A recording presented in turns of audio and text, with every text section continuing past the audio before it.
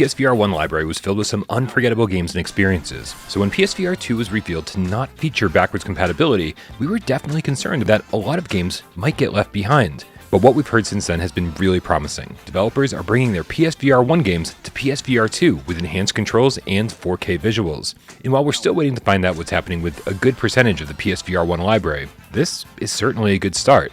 So here we go. Every PSVR1 game that's getting a PSVR2 upgrade.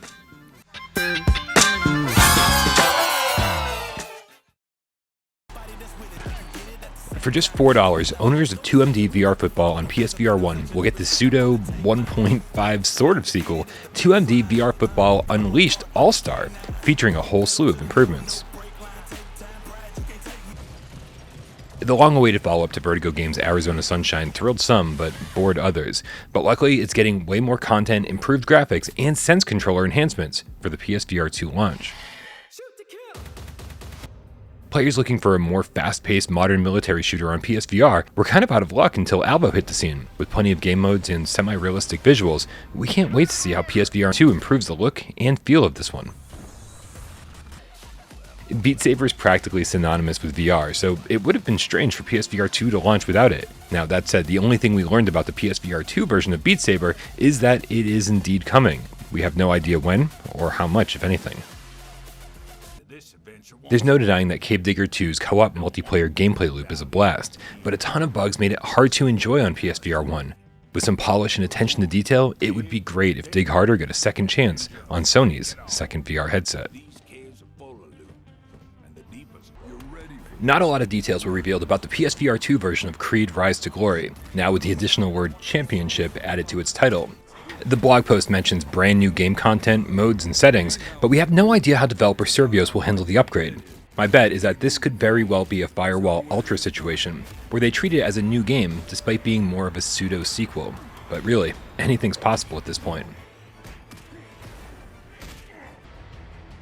Honor and Duty D-Day made a name for itself with massive 32-player free-for-alls and 16v16 team deathmatches, so we're thrilled that it's coming over to PSVR2 with a slight name change, a higher player count, and tons of improvements. Based on the arcade classic Lunar Lander, Dropship Commander tasks you with landing on challenging, hard-to-reach platforms before time runs out, avoiding deadly obstacles along the way. Okay, so this one's a little strange because while yes, it is a free PSVR2 upgrade of a PSVR1 game, both versions are launching on February 22nd simultaneously. Search and Rescue is a new game in the Hello Neighbor universe, so hopefully Tiny Build Games can bring Mr. Peterson's home to life in VR while we attempt to rescue our missing friends. Admittedly, we played the crap out of Job Sim and Vacation Sim years ago when they originally hit PSVR1. So I'm not totally sure there's going to be much of a reason to revisit these games when they get upgraded with 4K visuals. But if you're new to VR and you haven't played them before, both games are undeniably fun and give you a ton of stuff to experiment with.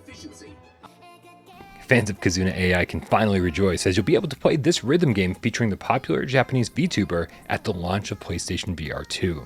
It looks like yet another Beat Saber knockoff to me, but hey, hopefully I'll be proven wrong. Just like Hello Neighbor, the Light Brigade will be launching on both PSVR1 and PSVR2 February 22nd. It's a roguelite shooter with procedurally generated backgrounds where you unlock new weapons, spells, and classes in your attempt to restore light to the world. Moss Book 1 and 2 are must-have titles on PSVR, so getting them on PSVR2 with upgraded visuals and controls is a no-brainer. The price for the bundle is practically perfect, the only downside here being that if you own them on PSVR1, there's no way to upgrade them to the PSVR2 version without completely rebuying them. NFL Pro Era was somewhat of a disappointment on PSVR1, so it's not too reassuring that the developers aren't talking about how PSVR2 will improve their game, but with the only other option being 2MD VR Football, these games are going to have to suffice until EA finally delivers Madden VR. It's kind of insane that Hello Games has been upgrading No Man's Sky non-stop since launch, now making it feel like a completely different game than the 2016 original. If you like exploration and crafting with seemingly limitless worlds to discover, this is probably the game for you. And we can't wait to see how pretty it looks in the headset.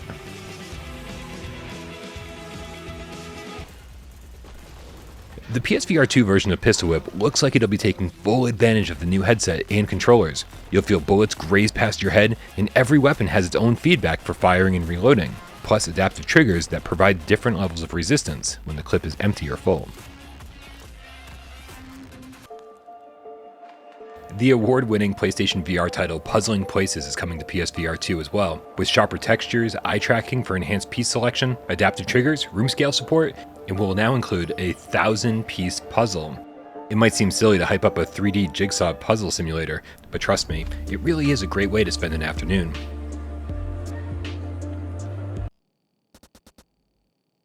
As someone who really enjoyed RC Airplane Challenge by ignoring the RC element and focusing on the intense first-person viewpoint, it made me realize that we simply don't have enough flight games on PSVR. So when this free PSVR2 update drops, I'm definitely going to be spending quite a bit of time in the 16v16 base attack mode that's in the works.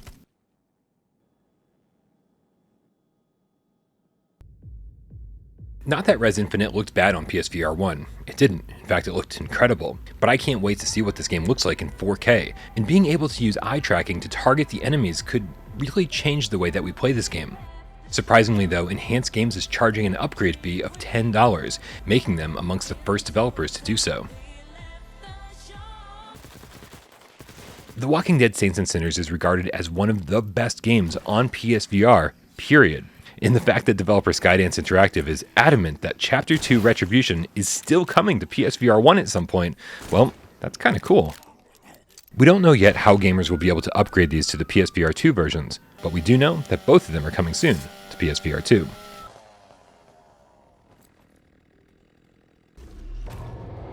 One of my personal favorites from the PSVR1 generation, Song in the Smoke made survival insanely fun and insanely VRAF. So it's hard not to get excited about the PSVR2 version. CEO of 17-bit Jake Kasdal told us it blows away even the high-end PC VR version and will incorporate quite a bit of feedback that they got from gamers last gen.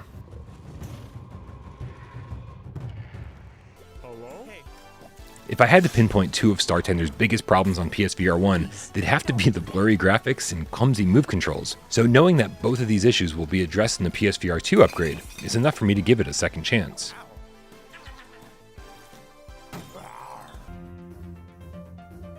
For all the charm and unique puzzles Suicide Guy brings to the table on the flat screen, the PSVR1 version is an absolute train wreck.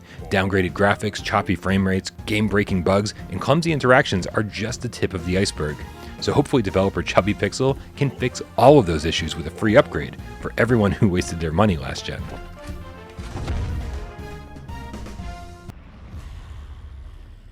Survive is one of those games that tries to do way more than it should and almost gets there.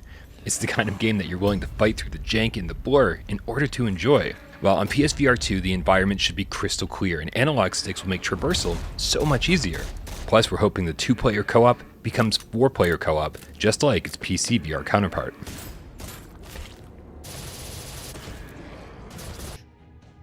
Sin Studio announced forever ago that Swordsman VR would be coming to PlayStation VR2, but then followed that statement up with, well, nothing. But considering Swordsman ranked as one of the best-selling PSVR games of the last year, the interest in a next-gen version of this game is undeniably high. Synthriders was prominently featured on the PlayStation blog recently, with their PSVR2 remaster featuring enhanced visuals with controller and headset haptics. Luckily, it's a free upgrade for everyone who owns the PSVR1 version, and of course, all the DLC you purchased will transfer over as well. But the fact that they didn't mention multiplayer, the one thing that PSVR1 players were promised and then were never delivered, is more than a little shocking. Citing influence from Portal and Shadow of the Colossus, Tale of Onogoro has you fighting bosses and solving puzzles level after level. It doesn't come close to the quality or scope of the games it's paying homage to, but Onogoro is a totally adequate puzzle game that looks and plays fine on PSVR1, but with that said, it's not something I'm especially looking forward to on PSVR2. Enhanced Games recently revealed their PSVR2 Tetris Effect connected upgrade, mentioning that you can now enter the zone by closing and then opening your eyes, along of course with headset and DualSense haptics. However, just like their other game Res Infinite, if you want to upgrade from the PSVR1 version to PSVR2, expect to pay $10 for the enhancements.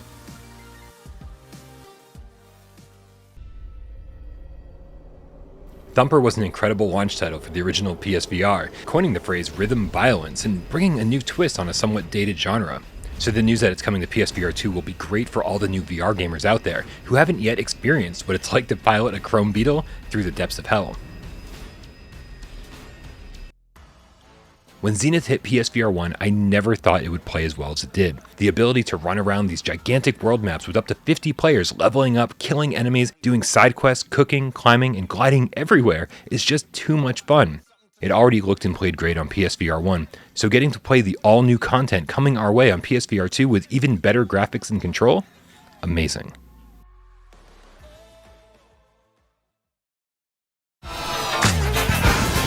Okay, so those are all the PSVR1 upgrades that have been confirmed so far. Keep in mind though that Sony hasn't done their PSVR2 focused event yet, so we're still waiting to hear what's happening with first-party titles like Astrobot Rescue Mission, Blood and Truth, and Everybody's Golf, along with third-party games like Wanderer, Resident Evil 7, and the newly renamed Hitman trilogy, World of Assassination.